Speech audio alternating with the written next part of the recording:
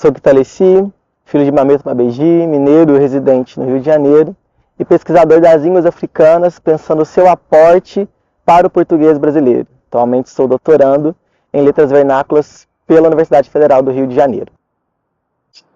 Pensar as línguas africanas é pensar de que maneira essas línguas que aqui se aportam traz consigo aí um aporte que não apenas vai influenciar a língua portuguesa brasileira, mas construir essa língua, que diz respeito ao léxico, que é o conjunto de palavras que nós utilizamos para categorizar o mundo, na sua tonicidade, na sua prosódia, na sua fonética, morfossintaxe. Então, o que a gente tem hoje enquanto língua portuguesa brasileira é resultado de um contato linguístico que vai surtir para a gente, então, elementos fundantes no que nós compreendemos enquanto língua.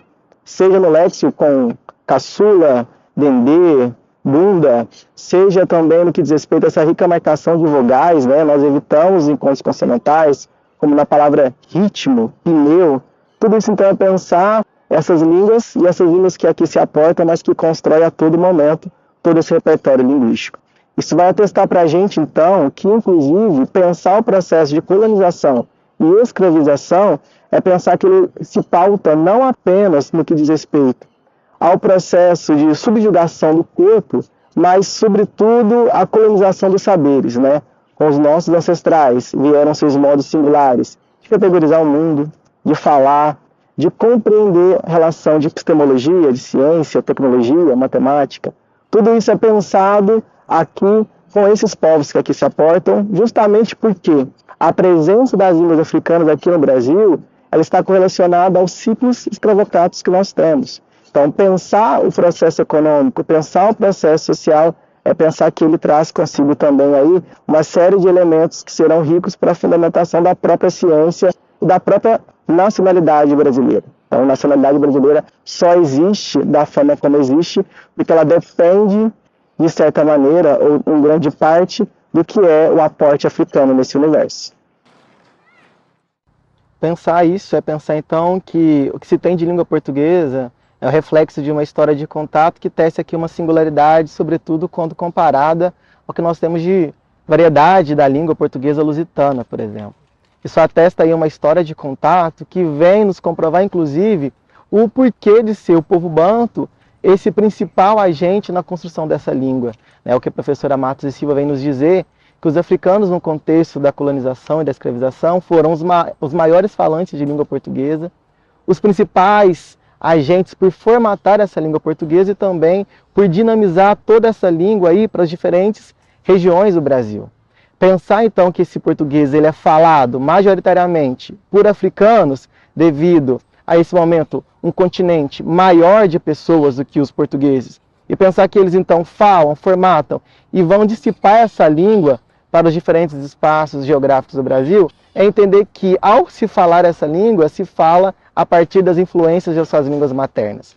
Nesse aspecto, quando eu paro para pensar essa singularidade, Lélia Gonzalez vem propor então entender essa nova língua cunhada no termo de português. Ou a partir de Pessoa, né, Ieda Pessoa de Castro, que nós vamos chamar de português afro-brasileiro, ou em outras possibilidades de compreensão. Todas elas então atestando uma singularidade. Isso tem a ver com a proximidade também dessas línguas banto com o português arcaico, e também o fato de que esse contato se dá desde as caravelas até a chegada propriamente dita aqui no Brasil. Assim sendo, o léxico vai ser, de fato, esse espaço mais importante, né? Então, falar desse aporte é falar um conjunto de línguas africanas, mais especificamente o quimbundo, o kikongo e o umbundo como parte desse universo, né?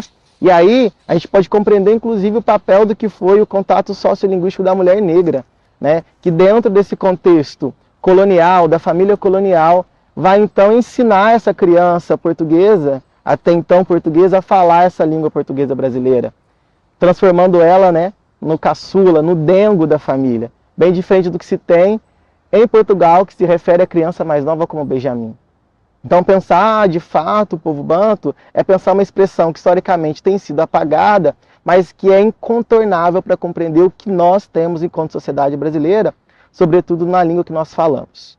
O que nós chamamos de banto, a rigor e na sua origem, era uma terminação propriamente linguística para compreender um grande grupo étnico, mas que se assemelhava em alguns elementos, inclusive na língua. Então, Banto é o plural da palavra Muntu, que significa pessoa, seres humanos.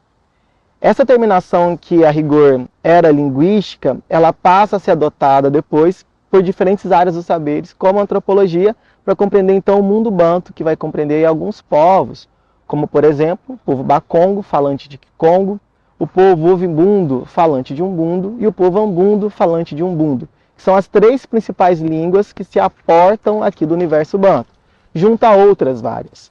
Então, pensar esse elemento banto é pensar também um ponto muito interessante que, embora conscientemente o povo brasileiro não consiga, talvez, acessar ou determinar de forma precisa quais palavras fazem parte do seu dia a dia, nós percebemos que a língua ela vai se sedimentar no espaço de prática. A prática se dá a partir de uma cosmovisão banto, de fato. Então, embora eu não saiba, por exemplo, que a palavra dendê, ou que a palavra moleque, que a palavra minhoca, seja de origem quimbundo, a prática ela se dá nesse sentido. Então, embora a consciência ela não perpasse esse aspecto, a gente percebe um ethos, um modus de comportamento brasileiro que é de fato configurado numa lógica extremamente africana, extremamente banto. E é nisso esse rigor, talvez, de uma riqueza propriamente dita dessa imersão do povo banto no Brasil, né? Que junto aos demais povos vão constituir de fato a nossa identidade. Sobretudo o povo banto pelo fato de que eles foram os primeiros a virem no processo de escravização, logo em 1535, e permanecem até 1850, ou seja, é um povo que esteve no início, no meio e no final do tráfico negreiro. Os outros povos eles vão chegar em momentos distintos aqui no Brasil.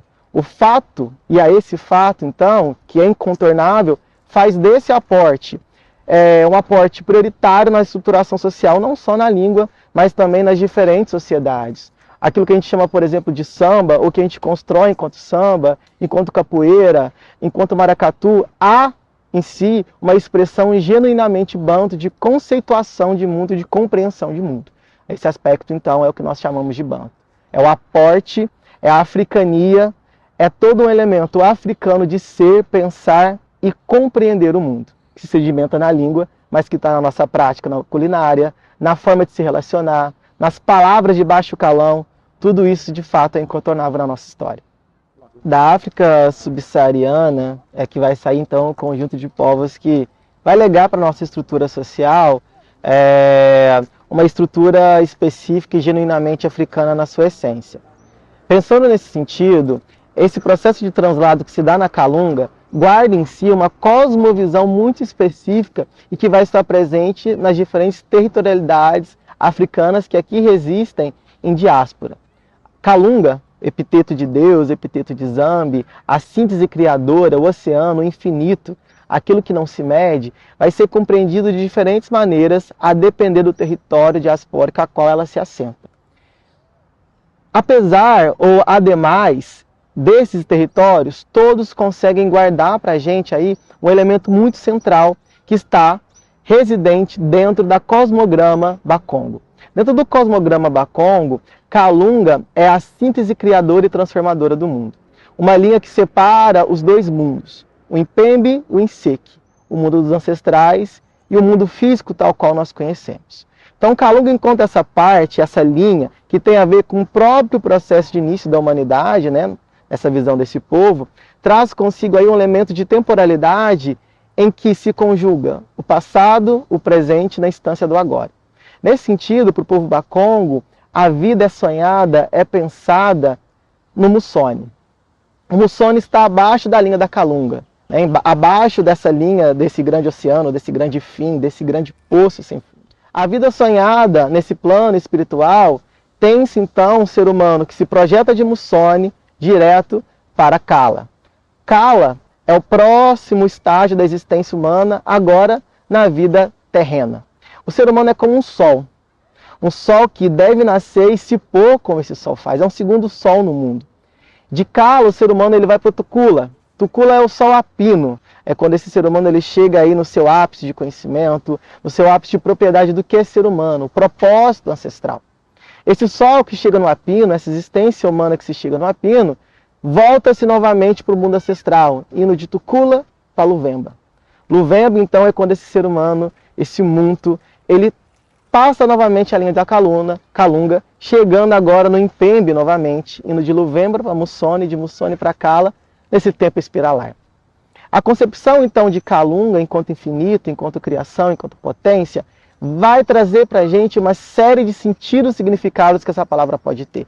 Ela não tem um sentido único, mas ela tem um sentido plural. No Candomblé Congo-Angola, Calunga vai residir nesse aspecto de mar, de infinitude, de oceano, sobretudo cultuada a partir de algumas energias chamadas de Samba Calunga, Cucueto ou Sambendá. Samba Calunga, então, é essa energia do oceano, a qual se deve culto e reverência.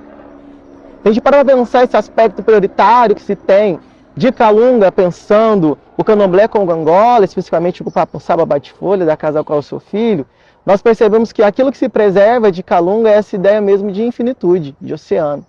Se a gente vai para outras territorialidades negras, como por exemplo a Umbanda, se tem a ideia de Calunga enquanto cemitério, e que de fato tem, né, a sua lógica assentada no próprio continente, já que Calunga é o sentido da vida e da morte, que não é o fim, mas é o início ou o reinício de tudo. Calunga também vai estar presente em outras expressões como maracatu, por exemplo, trazendo essa ideia aí da boneca.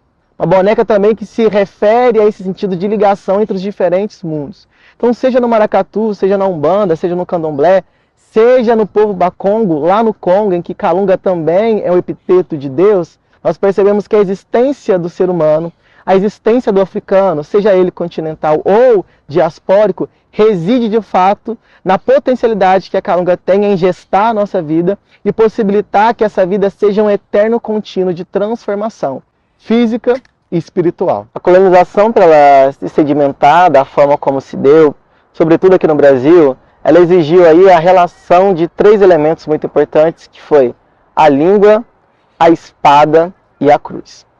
A correlação desses 3 elementos juntos propagou intencionalmente um aspecto muito prioritário de epistemicídio, que é o apagamento da ciência e da consciência do próprio sujeito. Seja a partir do epistemicídio, seja a partir do linguicídio, isso vai propagar de forma intencional o apagamento da consciência do sujeito sobre quem ele é e de onde ele parte. E é sobre esse aspecto que a história brasileira ela tem sido construída de forma extremamente intencional. O apagamento da importância do agente negro na estruturação dessa sociedade. Assim sendo, os aparelhos institucionais eles passam a garinhar para a gente elementos que possam propagar e validar essa lógica eurocêntrica da Europa enquanto centro da humanidade, das ciências e das cosmovisões. Durante anos, até 2003, por exemplo, não havia aí nenhuma política pública que pensasse então a importância da história africana e cultura afro-brasileira nas salas de aula como mecanismo não só de garantir um direito social, que é indispensável, mas de validar de fato esse aspecto irreversível que é a presença africana neste Estado.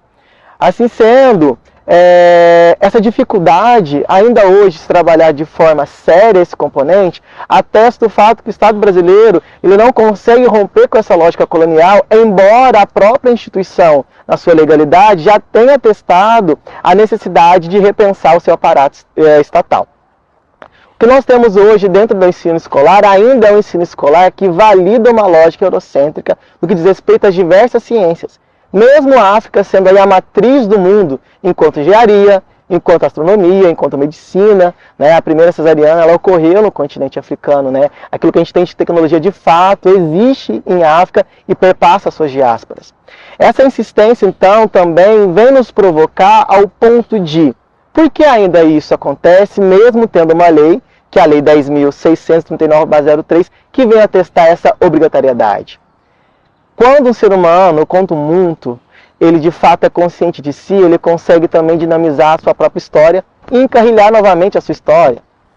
Assim sendo, a gente percebe a necessidade e a importância que a sociedade tem ainda hoje de tentar manipular e de apagar do nosso consciente essa presença africana na nossa vida. Seja sobretudo na língua, que é o que nós estamos conversando aqui.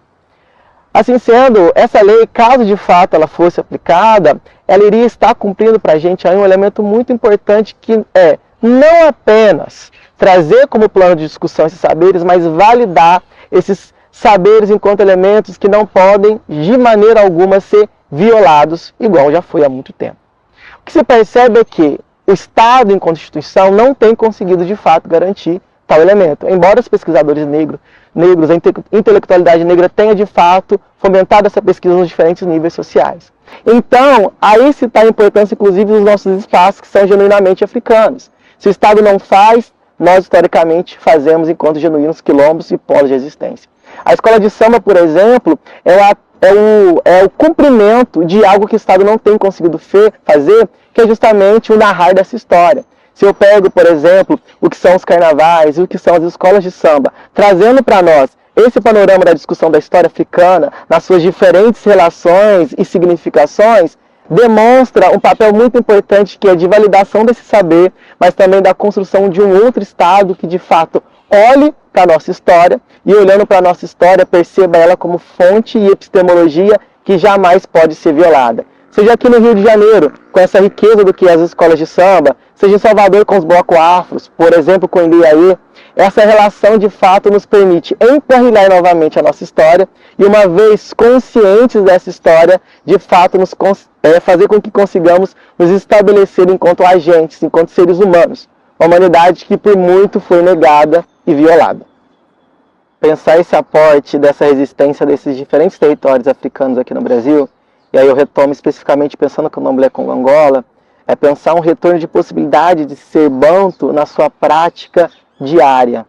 Se eu compreendo então que o processo de colonização ele se dá pela tríade, né, língua, espada e também de alguma maneira a cruz, a retirada do nome, ela perpassava aí uma necessidade de apagamento desse sujeito na sua essência, já que qualquer sociedade, ou boa parte de sociedades banto, o nome e o processo de nomeação, ele é fulcral, fundamental, na compreensão de que forma esse sujeito ele se compreende no mundo, ele se dá no mundo. Aqui no Candomblé Congo Angola a gente tem um elemento muito sagrado, que é um contraponto a esse processo de socialização da colonização que nos retirou o nome.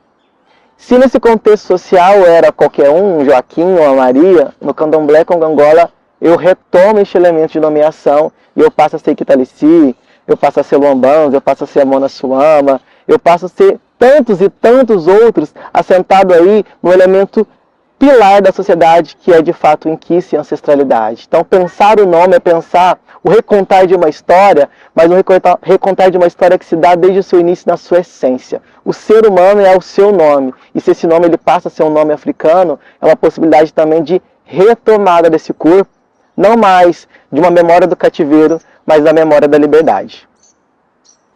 A Mangueira ela tem cumprido para a gente um papel muito fundamental, que é recontar a história do Brasil desde sempre, né? E trazer a possibilidade de recontar essa história é recontar também uma história africana que tem sido silenciada, que é o aspecto do componente banto no Brasil. A gente percebe que os estudos africanistas no Brasil, por ter se dado majoritariamente por homens brancos, houve aí nesse aspecto uma escolha muito pontuada, que não deixa de ser reflexo do racismo, que foi privilegiar os estudos e a presença iorubá nessas terras, né? O que nós vamos chamar então de um certo iorubacentrismo nas pesquisas. Toda essa relação que foi muito calcada intencionalmente pela hegemonia ocidental, veio então a possibilitar um apagamento muito direto do que foi e do que é de fato o pilar, né, a espinha dorsal do Brasil, que é uma espinha dorsal banto. Assim sendo, quando eu penso esse enredo e o que eu espero de fato ver, é justamente esse elemento que já se dá, que é possibilitar o retorno a uma história que foi apagada, que é descortinar esse corpo brasileiro, mas mostrando que essa espinha que permanece, que faz com que esse corpo fique em pé, de fato é a cultura banto. Seja o que se tem nessa concepção de Calunga, seja no que se tem nesses grandes instituições e quilombos que nós temos, os candomblés com as nossas matriarcas, seja propriamente as escolas de samba, maracatu, a capoeira, é compreender como ela se constrói a partir de um locus genuinamente banto e como nós podemos usar dessa narrativa não só para trazer uma história que foi apagada, mas para mostrar nesse aspecto da consciência que nós somos de um povo que de fato nos lega uma estrutura, um modo de ver o mundo, que é o modo de ver que está na nossa prática política, social, de compreensão do mundo e também de relação uns com os outros. É o que de fato eu acredito que é o que esse samba enredo nos traz. essa possibilidade de compreender de que maneira a nossa forma de ver o mundo, mesmo não partindo de uma consciência dada, é de fato sedimentada no nosso aporte africano, sobretudo do povo banto.